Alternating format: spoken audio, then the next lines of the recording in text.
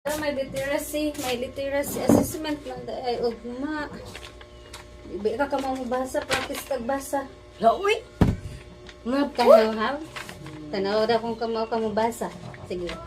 Basaha daw na siya. Basahan ang una. Listen! Nganong listen man? Listen man! Mao na, ingunin mo. Kamaw ka na mabasa. Di ba basa na? Silent na siya. Ang pagbasa na, listen. Sige, otro ha. Panggalo na ilang ti. No, silent. Gani, silent T. Listen. Very good. O, dili na tas panduha. Wow! Nga na mo. Digit ka Hindi pa mo kay digit ka. hawa ng ti. Nga naman. At kay klaro eh.